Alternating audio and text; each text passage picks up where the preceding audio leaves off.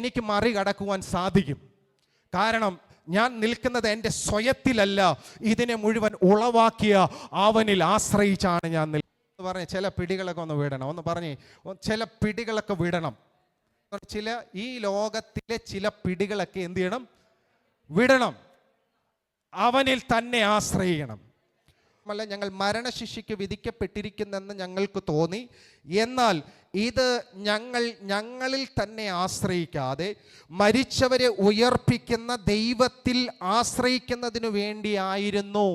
ഒന്ന് പറഞ്ഞേ, ദൈവത്തിൽ തന്നെ ആശ്രയിക്കേണ്ടതിന് വിഷയത്തിൽ നിന്ന് നിന്നെ വെളിയിൽ കൊണ്ടുവരുവാൻ നിന്റെ കഴിവുകൾ കൊണ്ട് കഴിയത്തില്ല.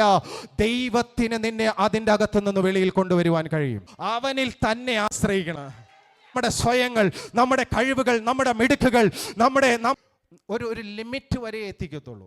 ഒരു പരിധി വരെ. പരിധിക്ക് അപ്പുറം പോകണമെങ്കിൽ അവൻ നമ്മുടെ കൂടെ ഉണ്ടെങ്കിൽ, അവനെ ആശ്രയിച്ചാൽ ഈ പരിധിക്ക് അപ്പുറം പോകുവാൻ അവൻ നമ്മളെ സഹായിക്കും.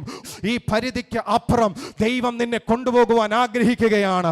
ഈ പരിധിക്ക് അപ്പുറം നിന്നെ കൊണ്ടുപോകുവാൻ, ഈ ബൗണ്ടറികളെ പൊട്ടിച്ചുകൊണ്ട് നീ അപ്പുറം പോകുവാൻ ദൈവം നിന്നെ കുറിച്ച് ആഗ്രഹിക്കുകയാണ്. അവിടെ നീ ദൈവത്തെ ഒന്ന് ആശ്രയിക്കണം. അല്ലല്ലേ? എന്നാൽ ഇത് ഞങ്ങളിൽ തന്നെ ആശ്രയിക്കാതെ മരിച്ചവരെ ഉയർപ്പിക്കുന്ന ദൈവത്തിൽ ആശ്രയിക്കുന്നതിന് വേണ്ടിയായിരുന്നു. മരിച്ചവരെ ഉയർപ്പിക്കുന്ന യേശുവിൽ നീ ആശ്രയിക്കുന്നെങ്കിൽ ഈ വിഷയത്തിൻ്റെ അകത്ത് നിന്ന് നീ വെളിയിൽ വരുവാനിടയായിത്തീരും.